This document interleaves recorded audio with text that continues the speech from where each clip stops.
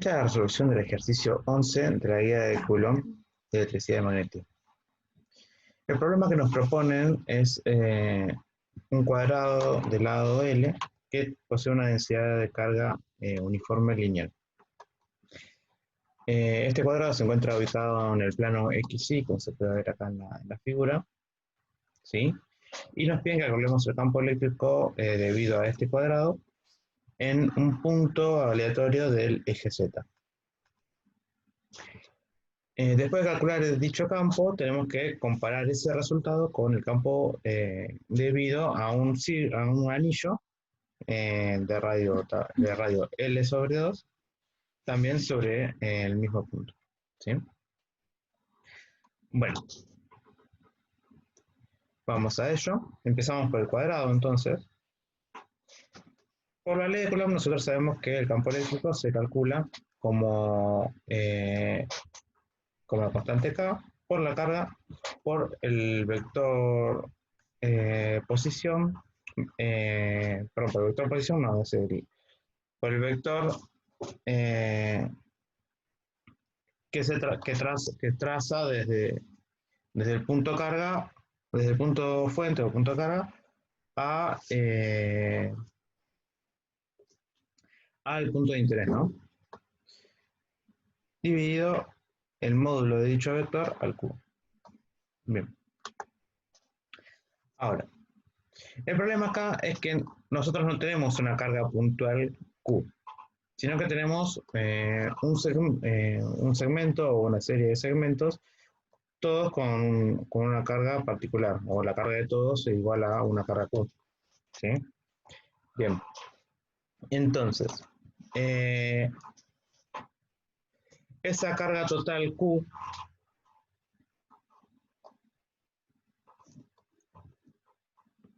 nosotros la tenemos distribuida por una cantidad finita o infinita de puntos dentro de dichos segmentos. Por el principio de superposición sabemos que el campo total generado por un conjunto de cargas es igual a la suma de cada uno de los campos que genera cada una de esas cargas. Entonces, eso lo podemos representar de la siguiente manera. Que E es igual a E sub 1 más E sub 2 más, y así sucesivamente, hasta un E sub n. ¿Sí? En este caso, como no tenemos una cantidad discreta de cargas, esta sumatoria la podemos reemplazar por una integral. ¿Quién va a ser esa integral? Va a ser la integral del diferencial de campo, ¿sí? Como no sabemos cuál es el tamaño o cuánto vale el campo que genera cada carga, le ponemos diferencial de campo. Que sería entonces la integral de diferencial de campo. Ahora, ¿quién es ese diferencial de campo? Bueno, por la ley de Coulomb sabíamos que el campo valía esto, ¿no?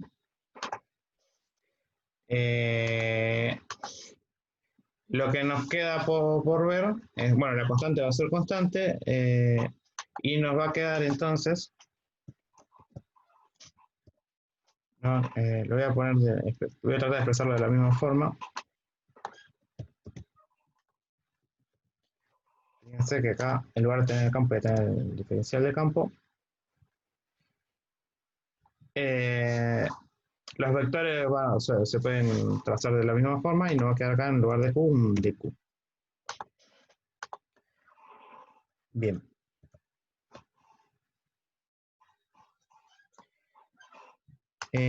Ahora la pregunta sería entonces, ¿quién es ese dq? El dq lo podemos obtener fácil si nosotros conocemos la distribución nosotros recordamos que acá hay una cantidad de carga total que está distribuida sobre todo el cuadrado. Y además nos dijeron que esta tiene una intensidad lineal de carga, que no sé dónde... Acá está, acá dice, con una densidad de carga lineal uniforme, ¿sí?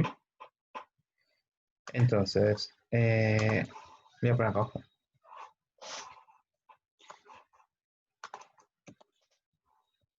Una densidad lineal de carga la podemos representar como Q,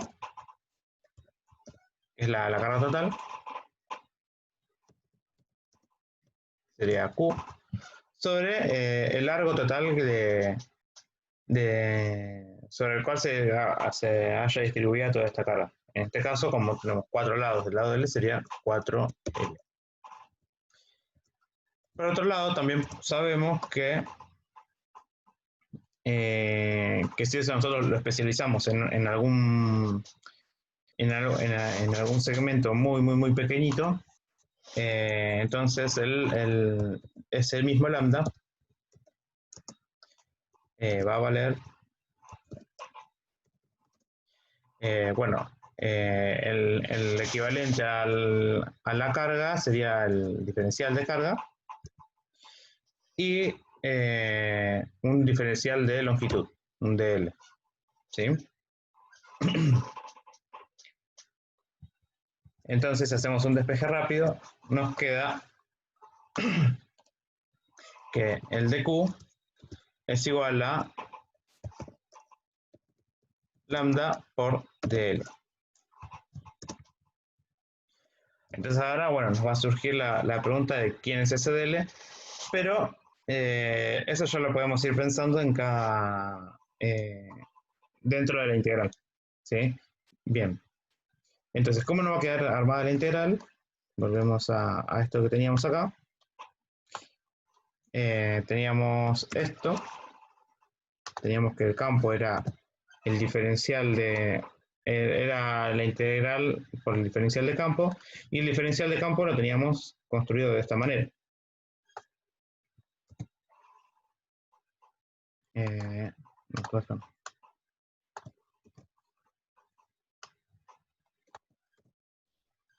Bien. Y a su vez, este de Q nosotros recién lo encontramos.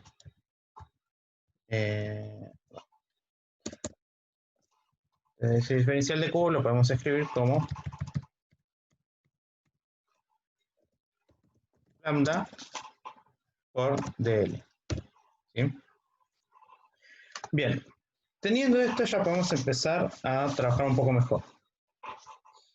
Bien, lo que yo voy a hacer para calcular el campo de cada uno de estos, el campo de cuadrado este es separar la figura en 4 segmentos, ¿sí? A priori yo no puedo calcular el campo de cada de los 4 segmentos al mismo tiempo, entonces los puedo separar y por el principio de superposición el campo total va a ser la suma de los 4 campos que genere cada una de estas barritas o de estos hilos, ¿sí? Bien, tenemos el primero entonces. Entonces vamos a empezar calculando un campo E1.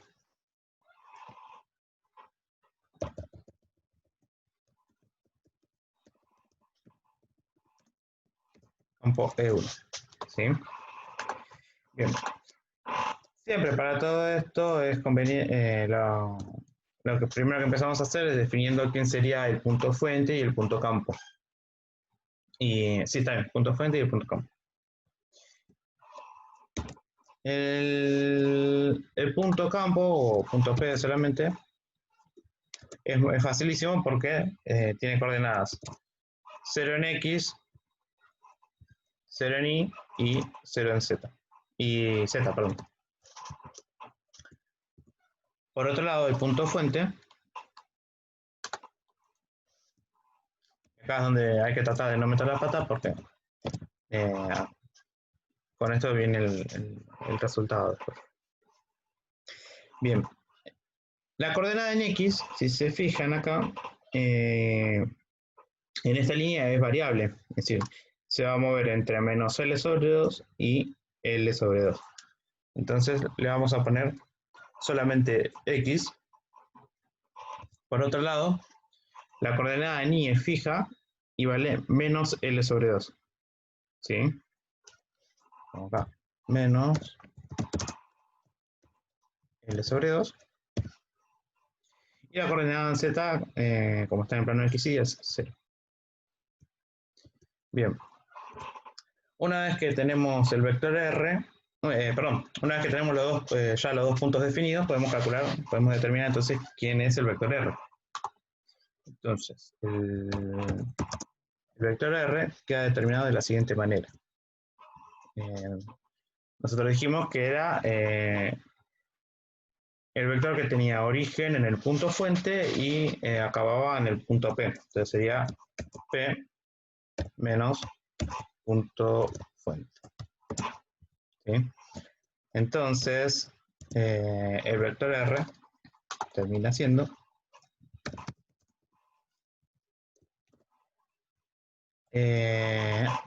bueno,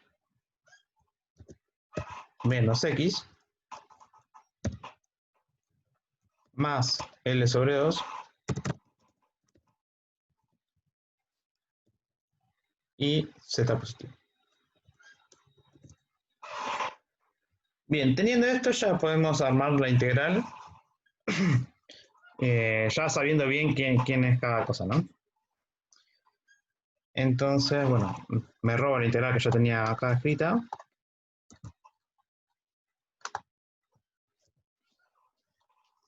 Y voy a empezar a reemplazar las cosas que ya conocemos. Bien, el R, ya sabemos que vale esto.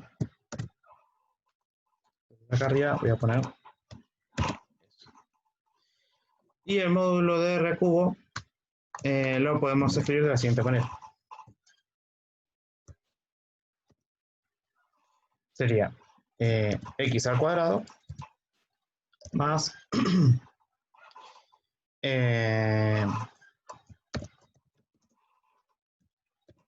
L cuadrado sobre 4 más Z cuadrado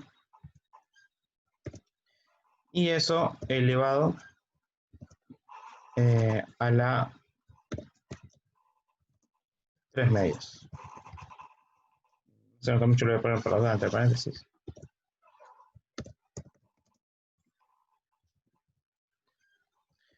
Bien.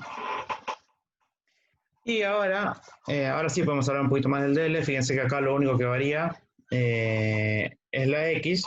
El Z, si bien no sabemos quién es Z, va a ser un punto fijo. Bueno, entonces lo único que varía acá es el X y el DL va a pasar a ser entonces DX. Bien. Y algo que yo no puse acá es que acá nos estamos refiriendo a 1. Bien.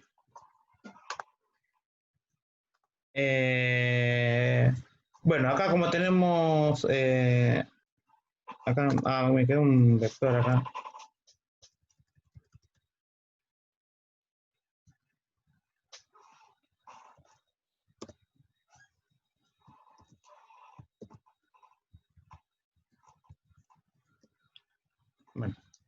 Bueno, queda ahí.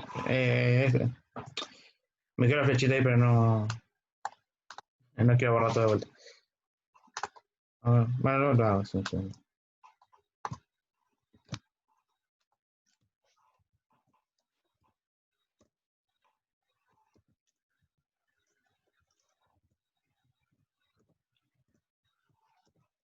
Ahí está, ahora sí. Bien.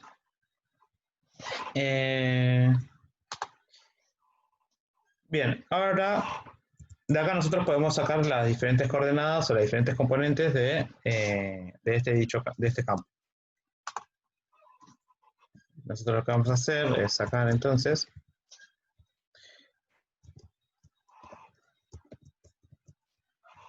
el E sub 1 sub X. No sé si salió. Sub 1, ahí está. Sub X. L sub 2. L sub 2 sub X.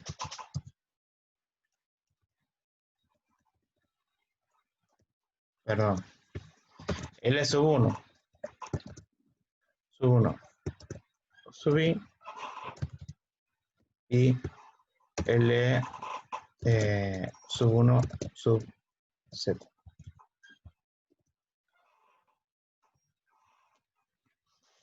Y eso lo sacamos directamente con la coordenada referida a cada componente que tenemos acá en nuestro vector. ¿Sí? Bien, entonces nos va a quedar lo siguiente, que E sub 1x aquí es igual. E sub 1 sub x es igual a la integral. Bueno, acá arriba no puse el límite de integración, pero habíamos dicho que x se movía entre menos L sobre 2 y L sobre 2. ¿Sí? A ver, entonces me queda acá menos R con fracción menos L sobre 2 y L sobre 2. Y voy a copiar todo esto que tengo acá arriba. La única diferencia es que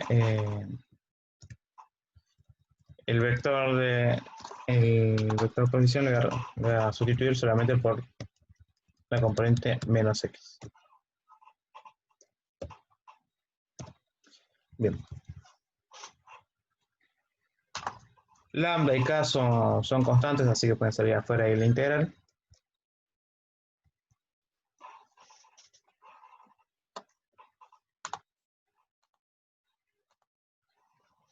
Entonces me queda menos k lambda por la integral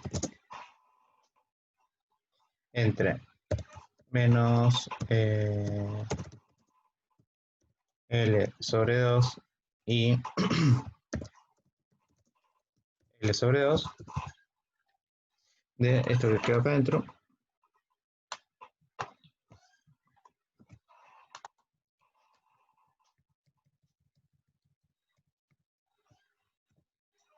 Ahí. Por diferencial de x.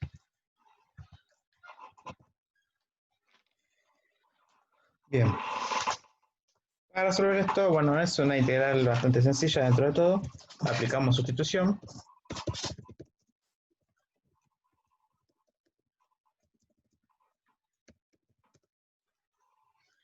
Bien, yo en particular lo llamé U a esto que estaba acá abajo.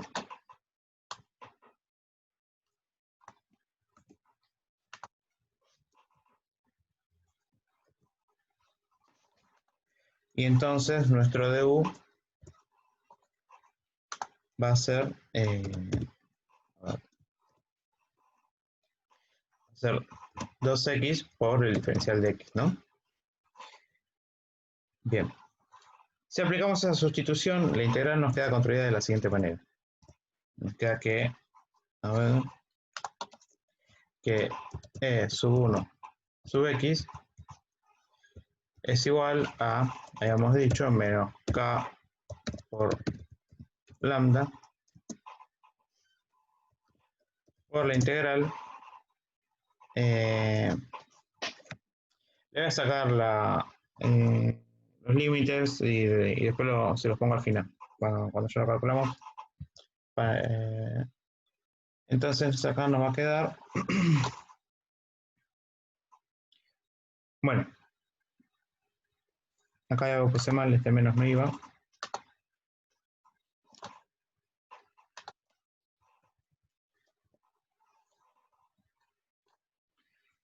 Nos queda entonces, dijimos, la integral de 1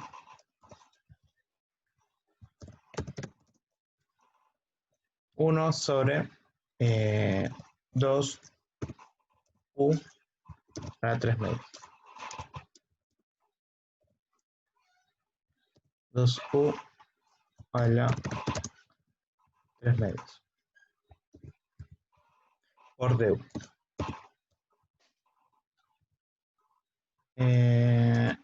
Eso entonces es igual a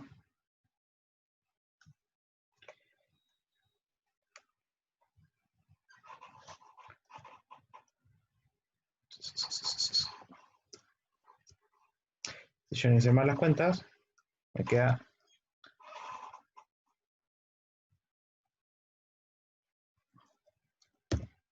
K por lambda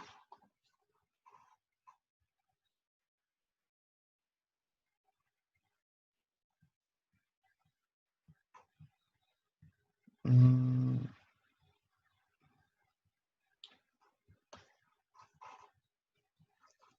perdón,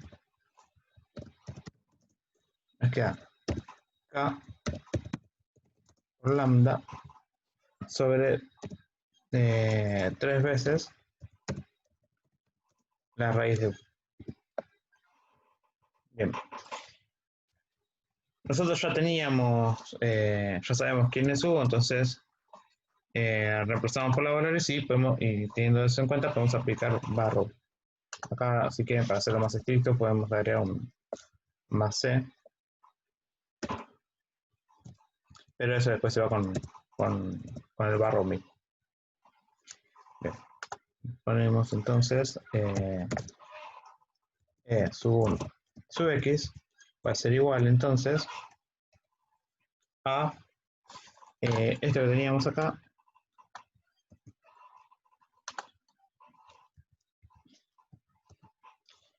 nada más que vamos a reemplazar la U por su correspondiente significado. Nos queda así entonces.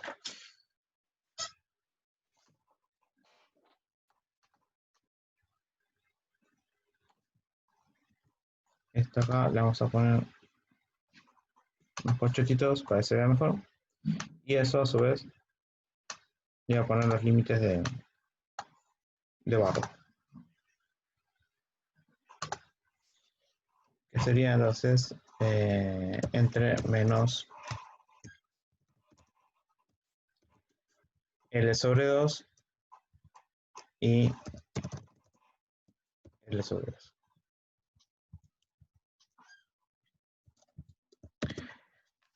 Yo le digo cuánto me da cuenta, ustedes lo pueden verificar después. Esto lo llevo 0. Bien. Ahora tenemos E1X, podemos ver cuánto vale E1Y. Para E1Y, recuerdo que es la misma integral, nada más que cambiamos el menos X por L sobre 2. Entonces nos queda lo siguiente, a ver.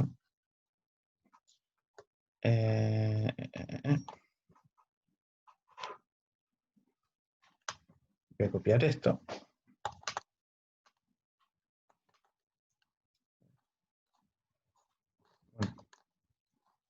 Voy a copiar esto.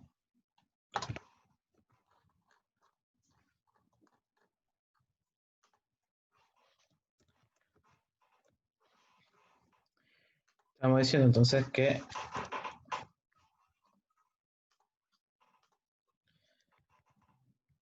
acá lo único que sobrevive es el L sobre 2, que es la componente en I.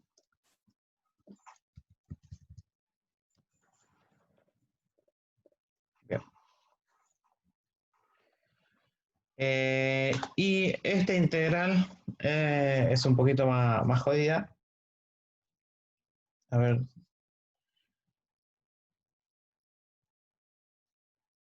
Sí. Esta integral, como al menos yo no le puedo encontrar, no le puedo encontrar solución, utilizamos una herramienta que es una calculadora de integrales. La tengo por acá abierta.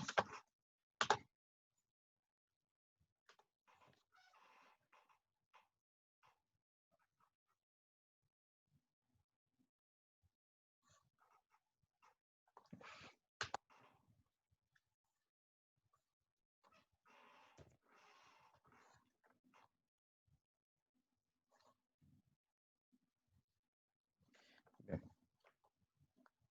Ah, bueno.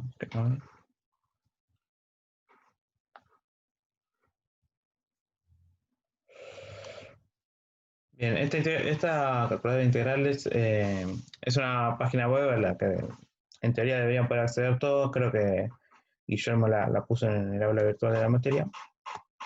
Y aprovecho esto para ya mostrarles cómo funciona. Bien, acá nosotros ponemos quién es la integral que queremos resolver. Yo recuerdo que teníamos esto para calcular. Como no podemos poner tantas constantes, el segmento a estos dos términos que son L cuadrado sobre 4 más Z cuadrado, los voy a llamar A, y a todas las demás constantes las saco fuera de integral, es decir, lo voy a ingresar así. A ver.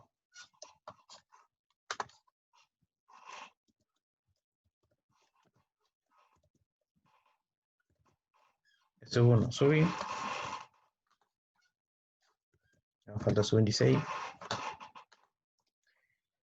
Y acá me faltaron los límites de integración.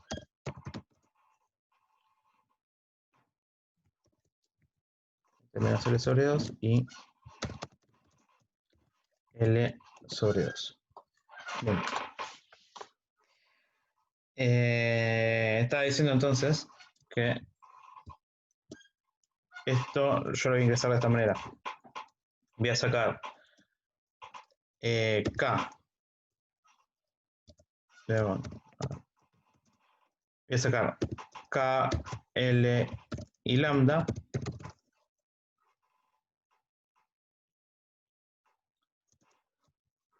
sobre 2. Voy a sacar afuera de integral.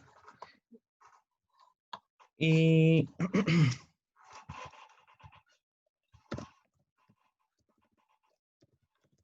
metemos la integral limpia. Recordando que nos queda A igual a L cuadrado sobre 4 más Z cuadrado. ¿Sí?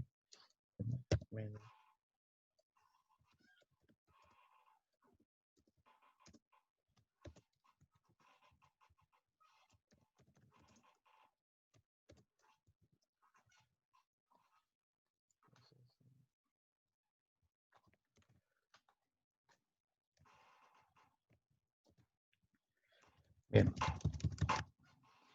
Dice L cuadrado, lo dejamos como 1.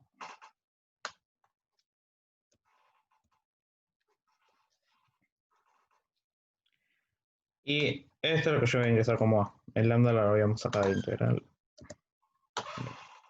Entonces venimos acá e ingresamos, bueno, sería 1 entonces sobre x al cuadrado más A. Y todo esto elevado a la 3 media.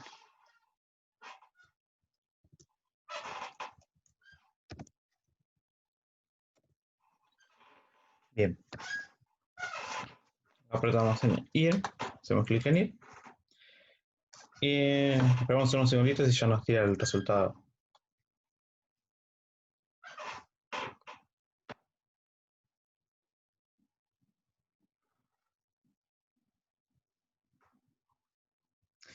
Bien, acá nos dice, bueno, tu entrada fue esta, ¿sí?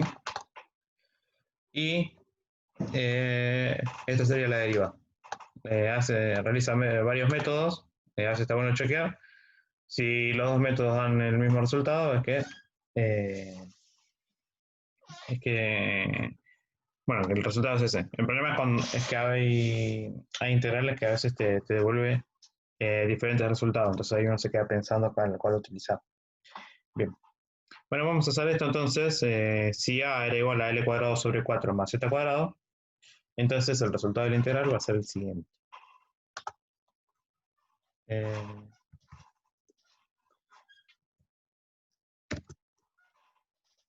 Va a ser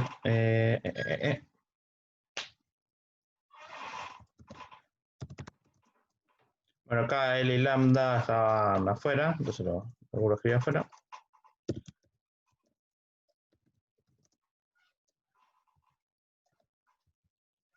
por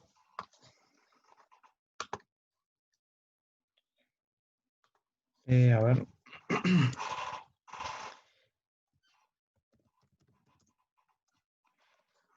Chumear un poquito de vuelta como era. Era, bueno, X y afuera estaba el A afuera de la raíz. Y entonces X sobre, vamos a ponerlo así, L cuadrado sobre 4 más Z cuadrado. Todo esto por la raíz cuadrada de X cuadrado más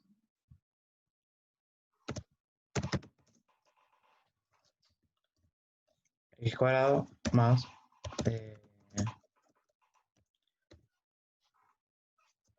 L cuadrado sobre 4 más Z cuadrado. Y todo esto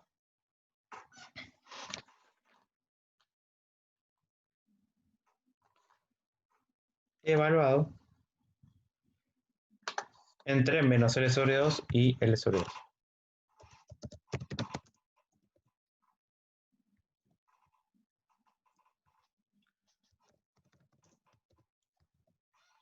Bien. Cálculos más, cálculos menos, nos termina quedando lo siguiente. Yo les pongo lo que me diga a mí. Si a ustedes les digo algo diferente, les pido por favor me corrijan, me avisen.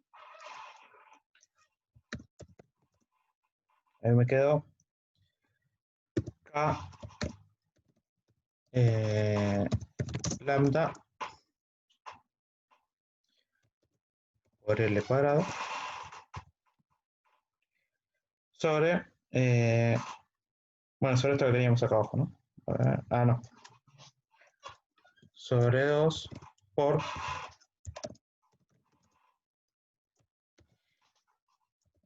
L cuadrado sobre 4 más Z cuadrado por la raíz de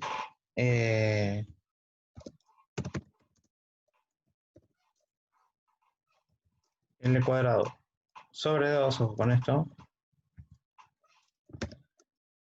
más Z cuadrado. ¿Sí? Bien. Ahí tenemos X y tenemos E1X y E1Y. Vamos entonces ahora por lo que restaría, que es E1Z. Voy a copiar de acá.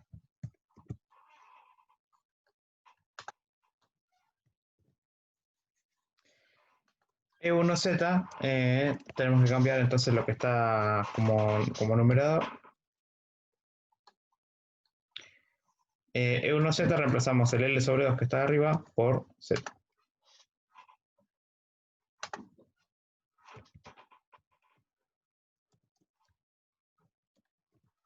Ahí está.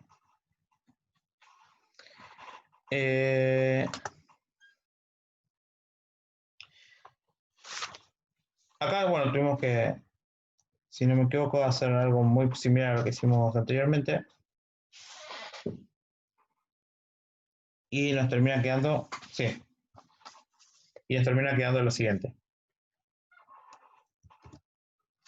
Después ustedes pueden verificar todas las cuentas, usar el programa por su cuenta y ver que es lo mismo o no. Nos termina quedando entonces que esto es igual a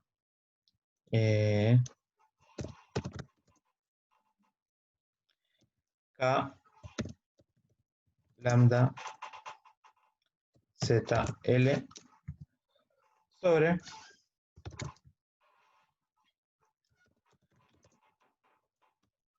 L cuadrado sobre 4 más Z cuadrado por la raíz cuadrada de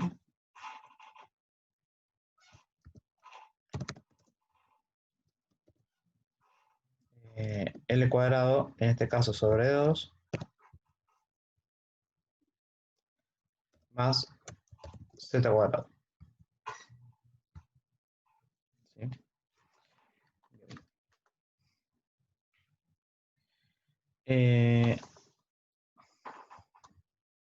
Entonces, con eso ya tenemos cuánto vale E1.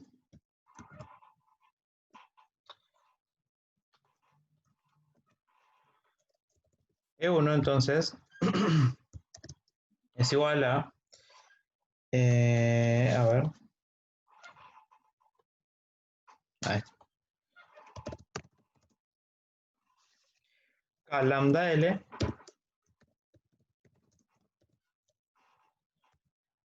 sobre, bueno, voy a robarme esto que está acá abajo, sobre esto, y todo esto multiplicado por 0, L sobre 2, Z. Bien. Lo mismo que hicimos acá, lo vamos a extender al resto de los segmentos, ¿sí? Me faltaría el segmento 2, segmento 3 y segmento 4. Yo le voy a pasar solamente bueno, cómo queda construido entonces los puntos fuentes. Sí, está bien, la definición del punto fuente y los resultados de cada E1, de cada campo. Es decir, faltaría de los campos 2, campo 3 y campo 4.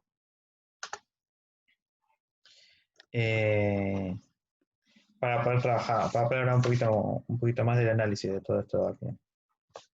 Bien. Entonces, el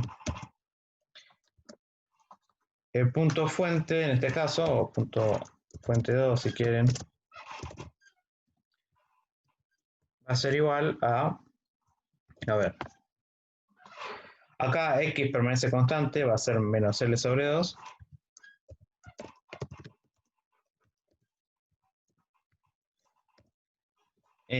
Lo que varía así es y, lo dejamos como y entonces, y z decíamos que era 0, ¿sí? O si quieren ya podemos poner el vector R directamente. No, dejamos así. Y definimos el R aparte. El vector R entonces nos queda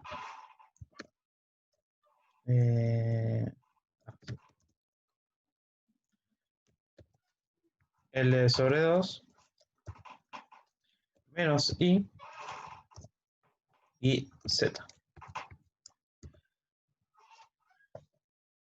Y, a ver,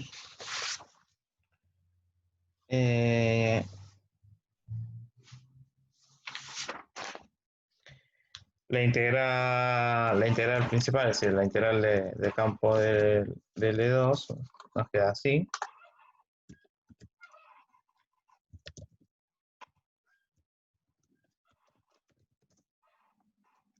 Entre menos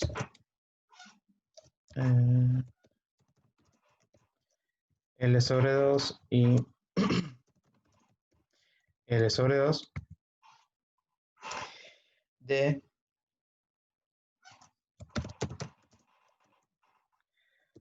K por lambda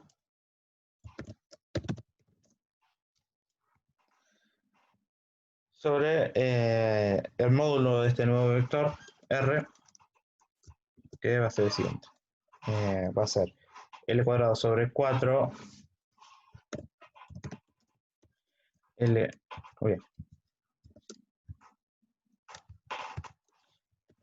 L cuadrado sobre 4 más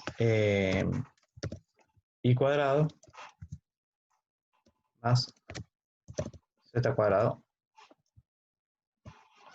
cierro paréntesis, elevado a la 3 medios.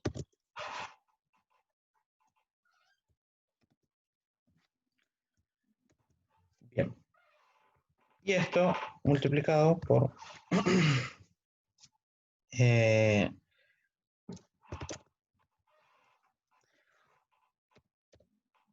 0,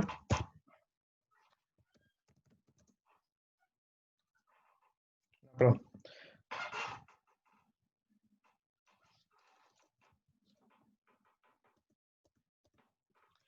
por L sobre 2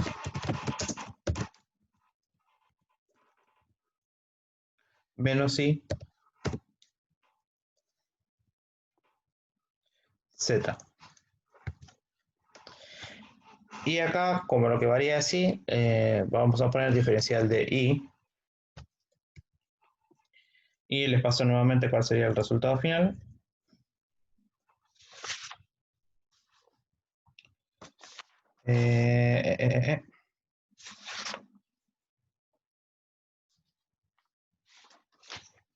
Bueno, E2X me queda expresado de la siguiente manera. Esto de acá, no me acuerdo si esto lo voy a pintar para encontrarlo más fácil.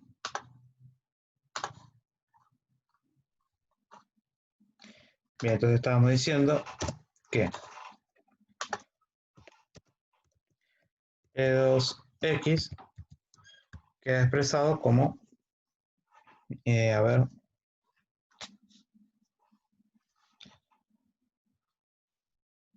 ahí está.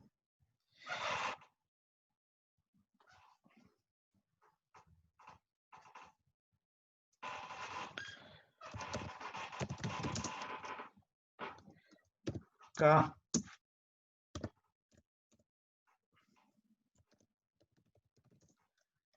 lambda L cuadrado sobre 2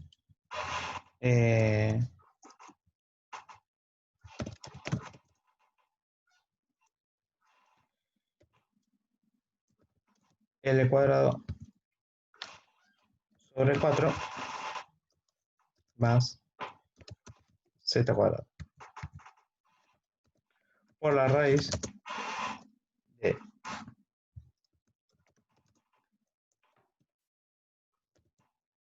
L cuadrado sobre 2 más Z cuadrado. Muy bien. Z cuadrado. Ahí está. Bien, déjeme chequear un segundito una cosa.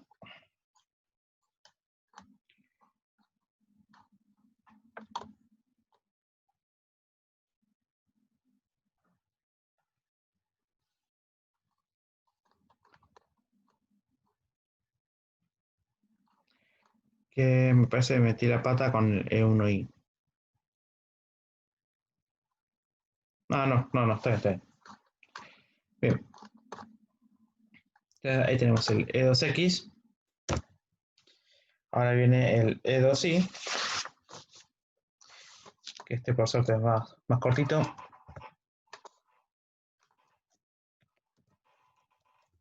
E sub 2I es igual a 0.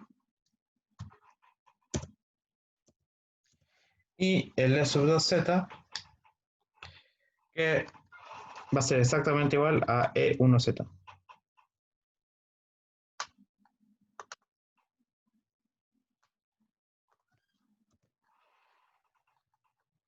Entonces lo ponemos así.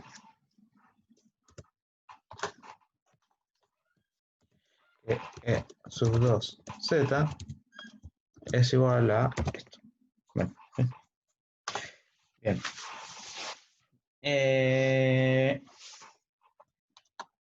Entonces, nuestro E2 queda construido de la siguiente manera.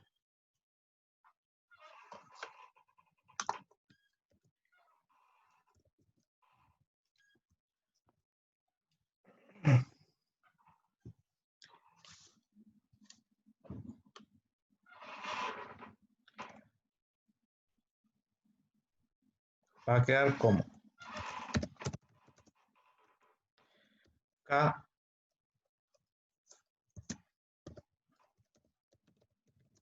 lambda L sobre, bueno, Hubiera sido más fácil si copiaba esto, volvía a pegar lo que tenía antes y le sacaba la Z solamente.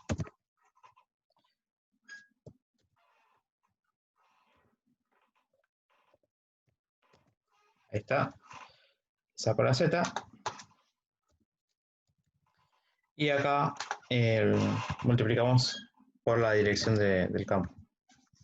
En el punto P, recordamos, ¿no? Bien. ¿Qué sería entonces L sobre 2? L sobre 2, 0, Z. Bien. Vamos entonces por el 3.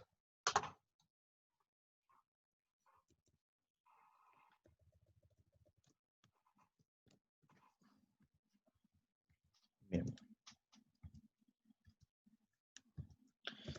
Bien, para el 3, bueno, hacemos lo mismo que estábamos haciendo antes. Defino el punto fuente 3 con el vector R y la integral. Y después ya les paso el resultado. Bien. Tenemos que el punto fuente 3 sería entonces, a ver, pero fíjense acá, se puede ver que en Y ya tiene un valor constante, o sea que lo que varía es X, entonces va a quedar ahora X nuevamente. Ahora Y va a valer L sobre 2 positivo, en el caso del punto fuente 1 era L sobre 2 negativo. Entonces nos queda L sobre 2. Y Z, sí, pero como siempre viene siendo 0. Entonces, R queda construido de la siguiente manera. El vector R termina siendo, a ver, menos X menos L sobre 2 Z. Y la definición general del cálculo del campo, E3, es la siguiente.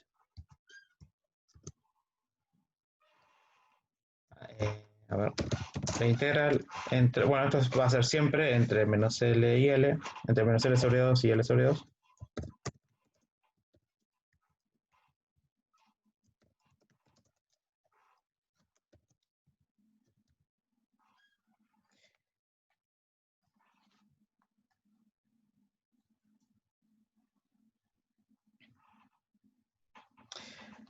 Esto acá va a ser muy parecido al E1, a ver si lo tengo acá arriba, lo voy a copiar directamente.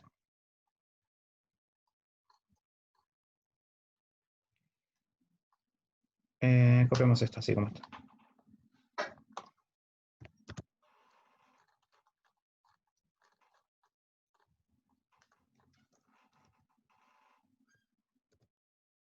Ahí está.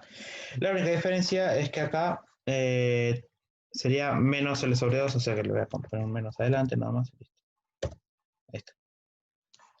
Bien.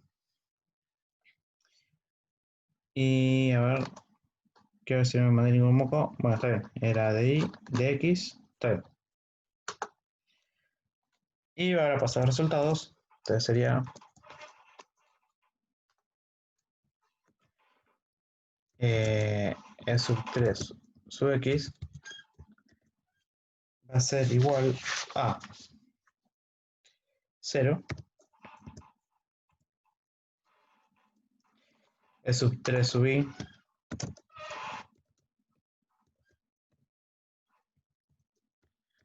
va a ser igual a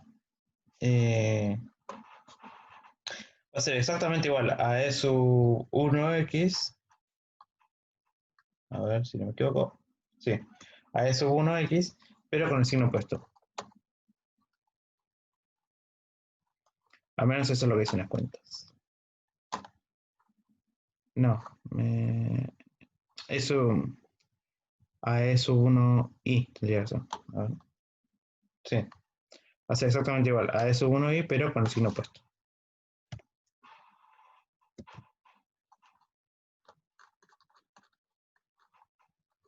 Acá.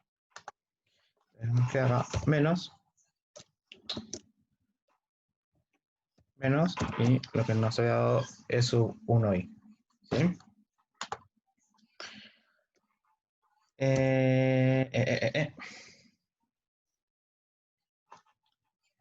De esta forma, entonces el E sub 3 nos termina quedando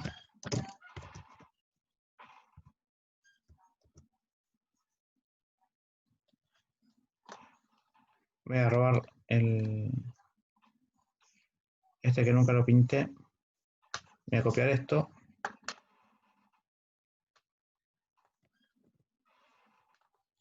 Ya para pintarlo.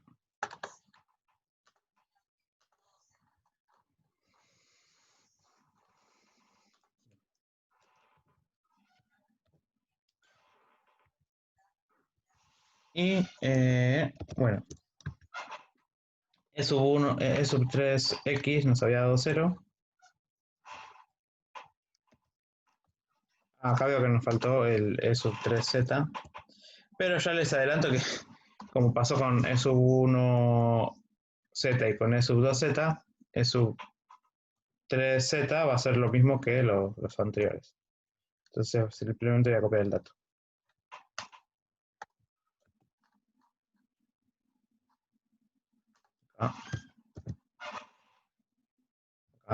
Esto no era 3, esto no era 2, era 3.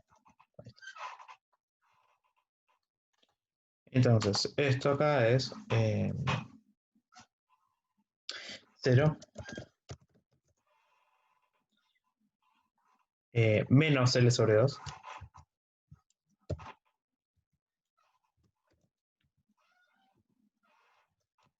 y Z. Bien.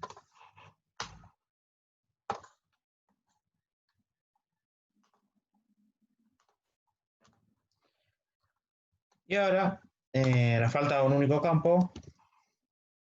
Como veníamos haciendo hasta ahora, les paso el valor de la construcción del punto fuente y el vector R. Bien, entonces el punto fuente 4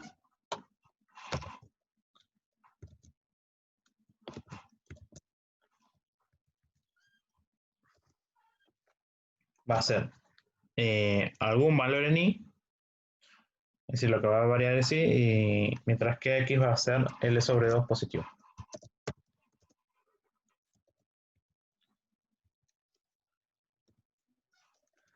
Y como siempre es 0 en z. Entonces el vector R va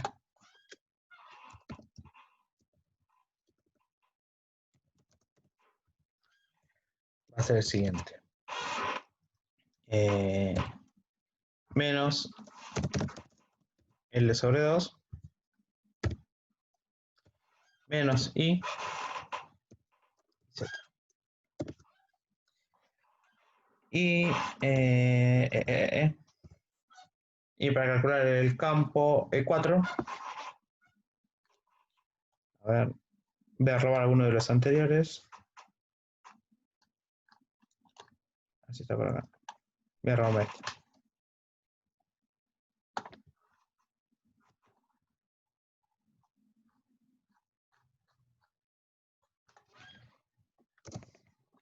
Bien. Y acá dijimos que lo que cambiaba era que este tenía un menos adelante. Listo. Y está bien esto porque el diferencial, lo que varía es el i, tenemos diferencial i, así que ahí por lo menos no metimos la pata. Lo que sí, acá esto está mal, acá sería el E4. Bien, entonces, bueno, las componentes nos quedan entonces, los resultados, E sub 4 sub x es igual a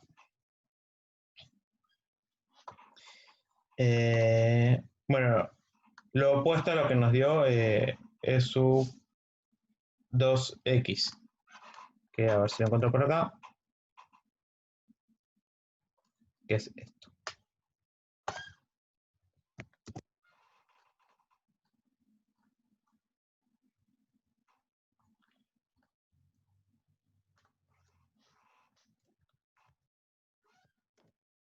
Ah, me faltó ponerle menos adelante.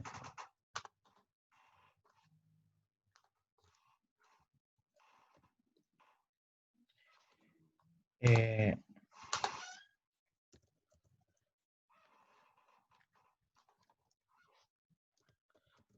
el E sub 4 y nos va a quedar seguramente igual a 0.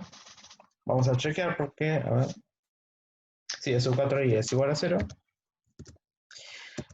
Y como no podía hacer de otra forma, es sub 4z va a ser igual a todas las componentes en z de los anteriores campos. Entonces voy a copiar solamente la última. ¿Dónde está?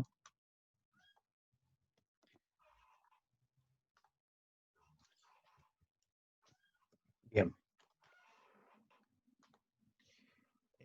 Acá sería 4.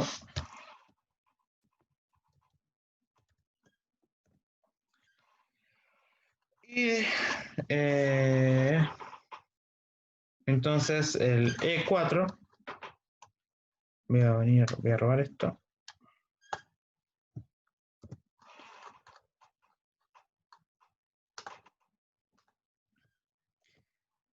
Queda de esta manera. Queda lo que variaba acá, había un menos acá, y nada más. Bien. Bueno, bien. Tenemos entonces ya todos los 4 campos calculados. E1, E4, E3, el E2 y el E1. Entonces, por el principio de superposición, podemos decir que E, el campo total,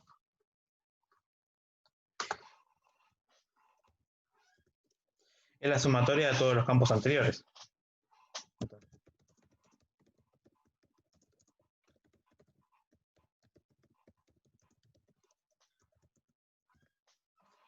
Por el principio de superposición, entonces vale que E total es igual a E1 más E2 más E3 más E4. Si hacemos esa cuenta, fíjense que lo que estaba fuera del vector direccional del campo, en el punto P, es siempre lo mismo. Entonces lo único que tenemos que hacer es sumar las componentes. Fíjense que la componente X de E4 se cancela con la componente X de E2. Por otro lado, la componente Y de E1 se cancela con la componente Y de E3. Y lo único que sobrevive en todos lados es la componente Z. Entonces, el campo finalmente total nos termina quedando, a ver, me voy a copiar el último.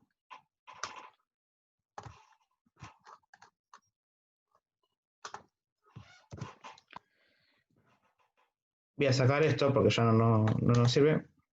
Bueno, le puedo poner 0. 0 acá. Acá saco el Z, le dejo el 1. Entonces va a quedar en el verso Z. Y acá vamos a tener 4Z. ¿Sí? La sumatoria de las cuatro componentes en Z de cada uno de los campitos que ya habíamos calculado. Esto inclusive nosotros lo podemos poner como versor Z. Este último que tenemos acá.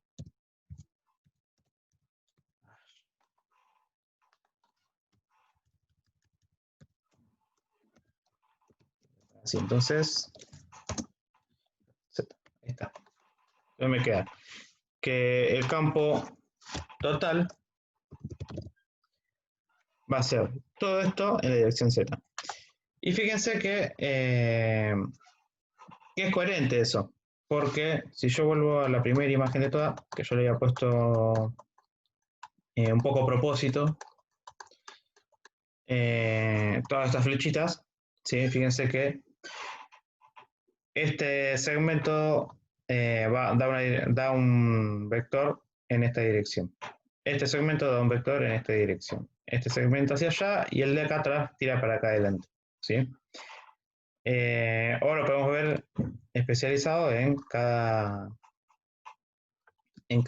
segmento. Este segmento genera un campo en este punto en esta dirección. Si vamos a 3, acá, a ver, no, este es C2, E3, acá, tira en esta dirección. Entonces, las componentes en I de estos dos campos se van a cancelar entre sí y lo único que sobrevive es la componente en la dirección Z. Lo mismo va a ocurrir con el campo 2 y el campo 4. El campo 2 tira un poquito en Y y un poquito en X, perdón, y un poquito en Z. Y el campo 4, el 4 dije, tira un poquito en X negativo y un poquito en Z. Nuevamente se anulan las componentes del campo en X y sobrevive solamente la componente del campo en Z. Entonces, algo realmente notable de este tipo de construcciones geométricas con distribuciones de carga es que se van a cancelar todas las contribuciones que no sean en la dirección de Z y estamos generando un campo eléctrico solo en la dirección de Z sobre el punto P. ¿Sí? Bien. Ahora, bueno, ahí ya tenemos el primer resultado, que era el campo eléctrico generado sobre un punto P en el eje Z debido a un cuadrado con una carga total neta, ¿sí? Con una carga total Q.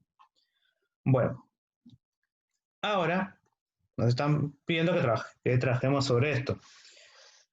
Ya de por sí, de ver esto anterior, a nosotros nos tiene que quedar en el marote que si acá cada uno de los lados cancelaba las componentes del lado opuesto que no sean en la dirección Z, entonces acá va a pasar lo mismo, porque en definitiva un círculo tiene infinitos lados, ¿no? Pero siempre, por ejemplo, este punto de acá va a oponerse en la dirección Y de el campo que genere este punto de acá, ¿sí? Bien. Y lo único que va a sobrevivir es la dirección Z. Bueno, teniendo eso en mente, podemos empezar a trabajar con este ejercicio. Para eso, tenemos que definir con qué coordenadas vamos a trabajar. En las coordenadas anteriores, en el problema anterior, con la figura anterior estuvimos trabajando con coordenadas cartesianas. En este caso yo elegí, porque resulta conveniente, y ahora van a ver por qué, porque no va a hacer nada que ver con el choclo de integrales que fue hasta recién. Trabajar en este caso con coordenadas cilíndricas, ¿sí? Coordenadas cilíndricas.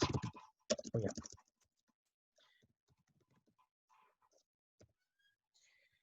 Bien. Entonces,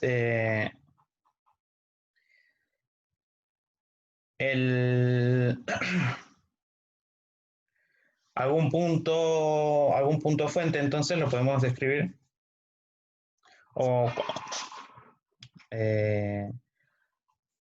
bueno, recordemos cómo se escribía cualquier punto de una coordenada en coordenadas cilíndricas.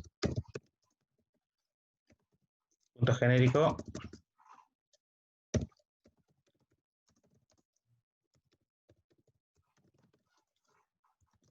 Puntos genéricos cilíndricas, nos queda así.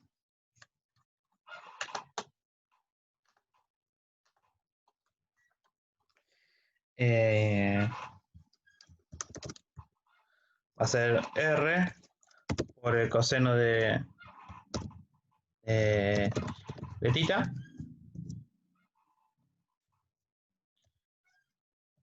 R por el seno de tita también. Y Z. ¿Sí? Bien. Acá R es constante, o sea que nuestro punto fuente ya estamos en condiciones de describirlo.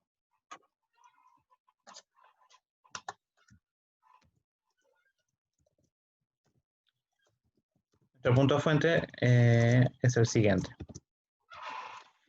Bueno, dijimos que el radio era constante, que era de menos L que valía menos L sobre 2.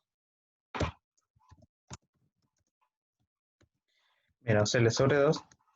Dijimos también, bueno, lo que no sabemos es el ángulo, que el ángulo va a ser variable. Entonces nos va a quedar acá el coseno de tita. No sé por qué le puse menos. No, acá es más. No.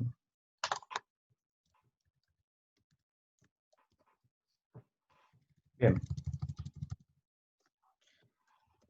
Acá de vuelta lo mismo. L sobre 2, en este caso por el seno de tita.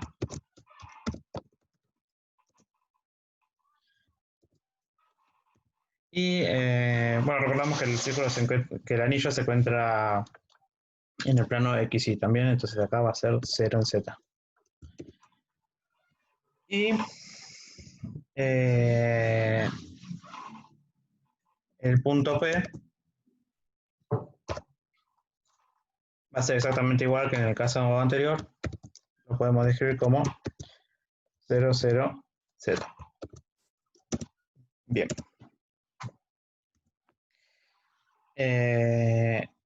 Y entonces, teniendo estos dos puntos, el R se calcula de la misma forma que lo calculábamos antes. El vector R entonces nos queda de la siguiente manera. Es igual a... Bueno, voy a copiar este de acá para no estar renegando tanto.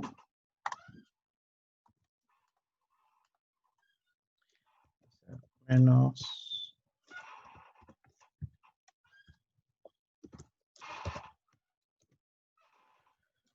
me falta un menos acá.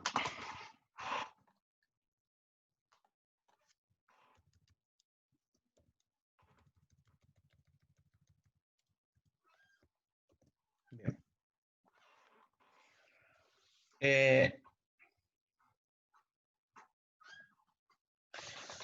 Ahora que tenemos eso, bueno,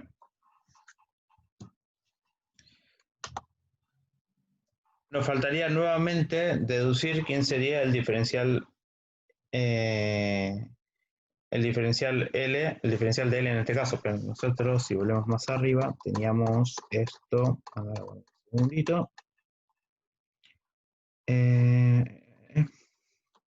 Teníamos esto, ¿no? Esto se va a mantener igual.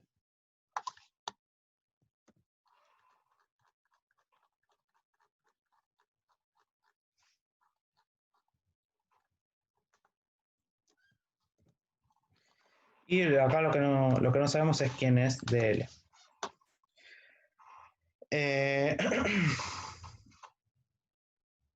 DL, el diferencial de L o el diferencial de línea, va a ser una sección del arco. El arco va a ser, bueno, el ángulo que tomemos por el radio. O sea que en este caso va a ser, lo voy a anotar acá, que el DL va a ser igual a, bueno, el radio es constante, entonces lo podemos poner como L sobre 2. Lo que no es constante, lo que sí va a ir variando va a ser el ángulo. Entonces acá le ponemos un diferencial de θ. Ahí está. Bien. Entonces el campo va a quedar expresado de esa manera. Esto.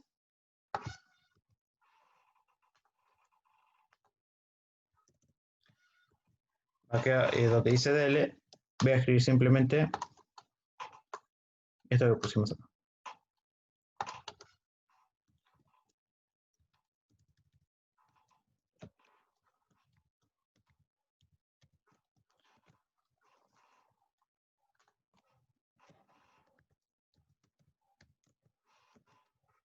Bien. Entonces, el campo del círculo se obtiene a partir del siguiente cálculo. Fíjense que en este caso lo que varía es diferencial θ, entonces también vamos a tener que variar los límites de integración. Entonces, el campo que genera el círculo va a ser igual a la integral entre 0 y 2pi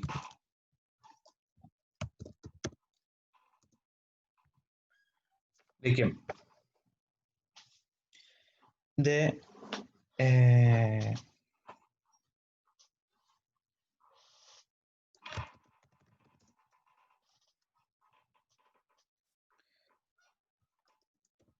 K por lambda L sobre 2 veces el módulo del vector que nuestro nuevo vector posición, que bueno, es acá, lo vamos a tener que pensar un poquito. Bueno, no hay nada que pensar, ¿no? Pues simplemente hay que aplicar un poquito de trigonometría, no, nos queda bastante lindo dentro de todo. ¿Qué va a ser entonces? A ver. L cuadrado sobre 4 por el coseno de θ, el coseno, perdón, cuadrado de θ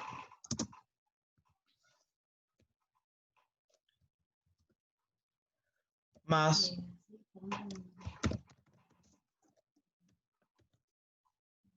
L cuadrado sobre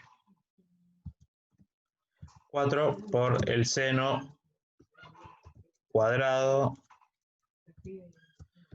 de θ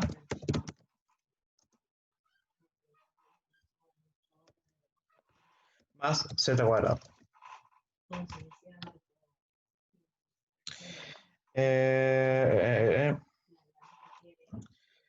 Esto queda multiplicado por el vector R.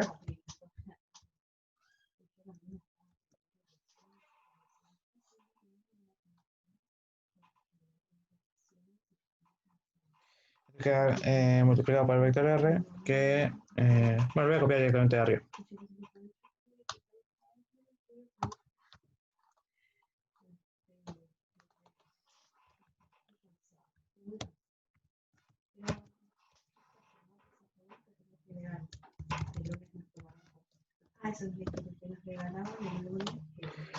Todo esto por diferencial de θ.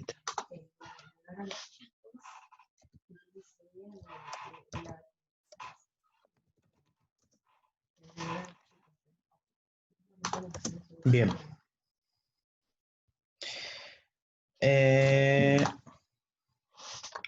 Bueno, esto mismo lo voy a copiar nuevamente, pero voy a simplificar el módulo abajo.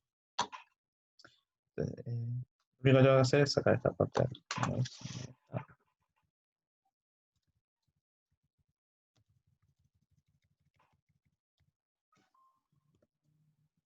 Ahí está.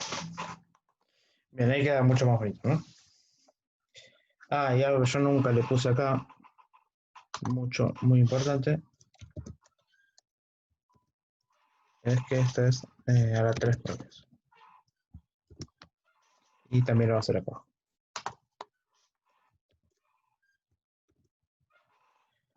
A la 3. A la 3 medios. Bien. Bueno. Ahora, una vez que tenemos eso, bueno, ahora sí podemos decir entonces cuánto vale las componentes del campo. Nos va a quedar lo siguiente, que X del círculo es igual a... bueno, es una integral muy sencilla, ¿no? Porque es todo constante menos el coseno de tita.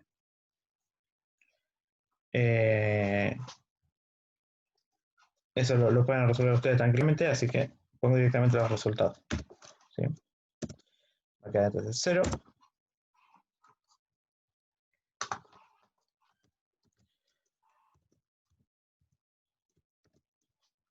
0 también.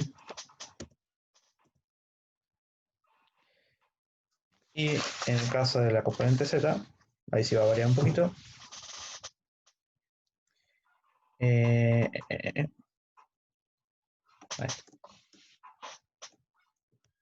Entonces que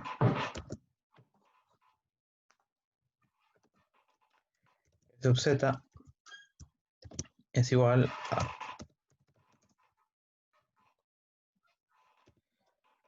k lambda LZ pi sobre, a ver si puedo robar esto que teníamos acá abajo.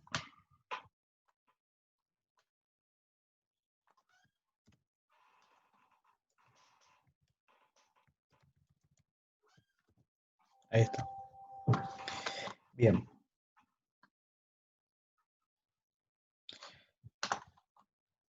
Entonces,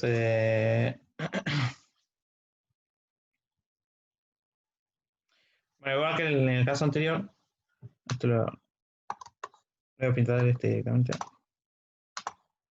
Solamente sobrevive la componente en la dirección z. ¿Sí? Por lo que habíamos dicho antes, este es esperable, teniendo en cuenta el resultado que obtuvimos del cálculo del campo debido a un cuadrado con, con una distribución de carga uniforme, ¿no?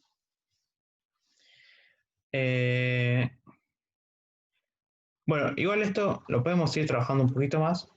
Yo había graficado acá, a ver. Eh, eh,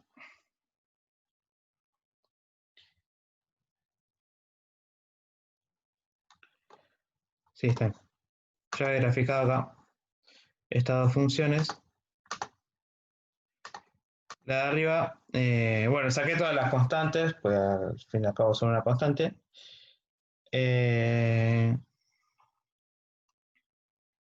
Y esta que estoy mostrando ahora, es el campo eléctrico en función de z, es el campo eléctrico en función de z de, eh,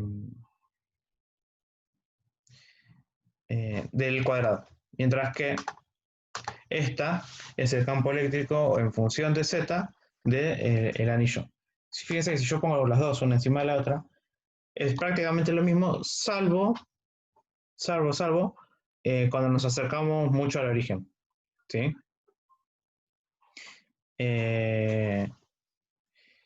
Y ahí es donde el otro día, por ejemplo, le decíamos con Guillermo que es valioso estudiar los casos límites. Entonces, bueno, vamos a hacer un poquito de eso. De vuelta le voy a pasar solamente los resultados para que tenga una referencia. A ver, vamos a ver acá.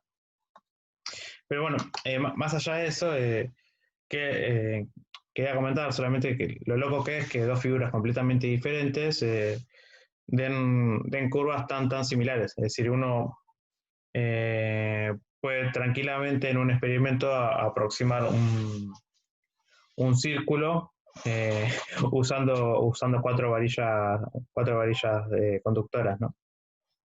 Bien. Bien, una vez que ya tenemos los dos campos, a ver, vamos a preguntarnos qué pasa. A ver si tengo por acá. Cuando Z es mucho mayor que L.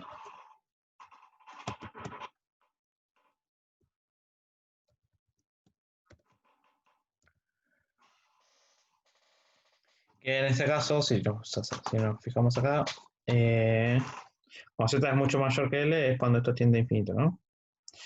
Y si viendo el gráfico, nosotros nos damos cuenta que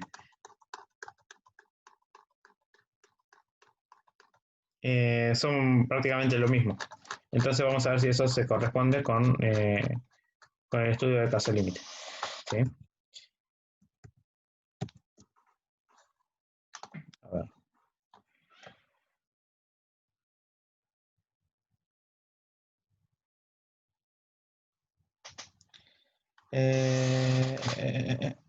Bien.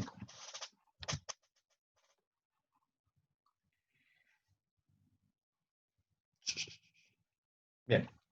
En el caso del círculo, el campo del círculo,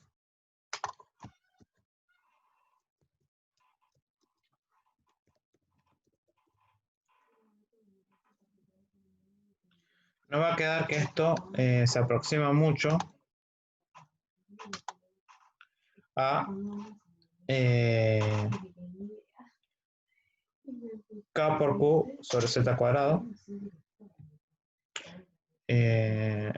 Bueno, algo que yo no conté que hice fue sacar fue expresar lambda como Q sobre 4L.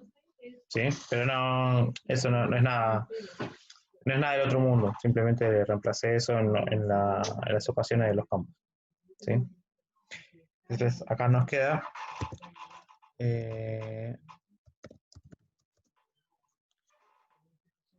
K Q sobre Z cuadrado.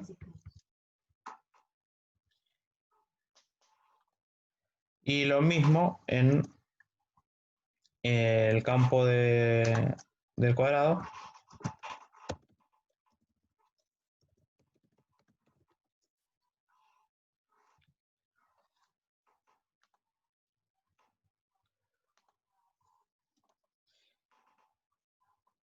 Nos termina quedando exactamente lo mismo. K por Q sobre Z cuadrado. K por la carga total sobre Z al cuadrado. Bien. A ver. No sé si, me parece que no se vio el...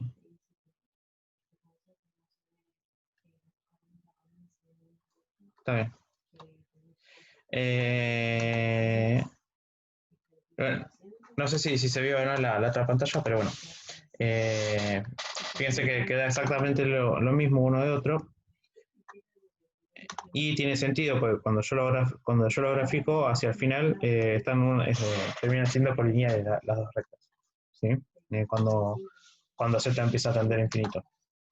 O mucho antes, ni siquiera hace falta que nos alejemos tanto. Por otro lado, veamos qué pasa cuando Z es mucho menor que L.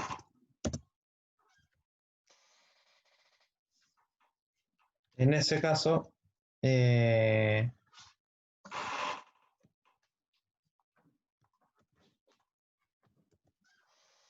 del círculo va a quedar de la siguiente manera, va a quedar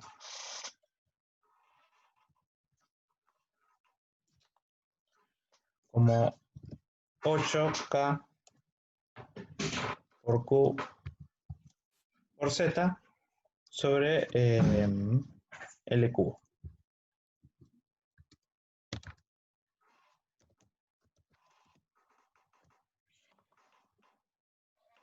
Mientras que el cuadrado va a quedar 8K por Q por Z. Va a quedar 8K por Q por Z. Y acá abajo va a quedar raíz de 2 L cubo.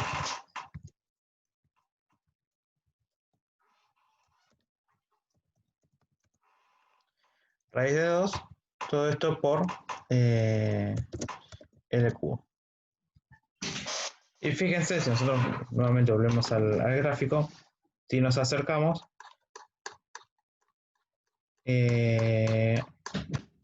esto cerca del origen son rectas lineales, ¿sí? De hecho, si le calculamos la pendiente, vamos a ver que esa pendiente difiere en 1 sobre raíz de 2 entre una y la otra, entre una y la otra, entre una y la otra función, ¿sí? Bien. Creo que no me queda nada más por contar. Espero que les sirva y si tienen alguna duda, bueno, pueden consultar. Bueno, una sola cosita que se puede decir es que fíjense que esto acá, en el gráfico, podemos encontrar cuánto vale el máximo y el mínimo. Podemos encontrar el campo máximo sobre esta. Podemos encontrar el campo máximo que genera cada figura, ¿no? Ya sea el anillo o el cuadrado, ¿sí? Recuerdo que el azul, acá, el azul es la del anillo. El anillo genera un campo un poco más elevado, tampoco es una monstruosidad, pero genera un campo un poco más elevado. Siempre cuando nos acercamos al origen, ¿no? Ya cuando nos alejamos más de la figura, ya eh, empieza a diferir. Otra cosa que no dije es que acá, para hacer los gráficos de estos, tomé como que L es igual a 1. Y nada más. Bueno, espero que sirva y y bueno, cualquier duda pueden consultar.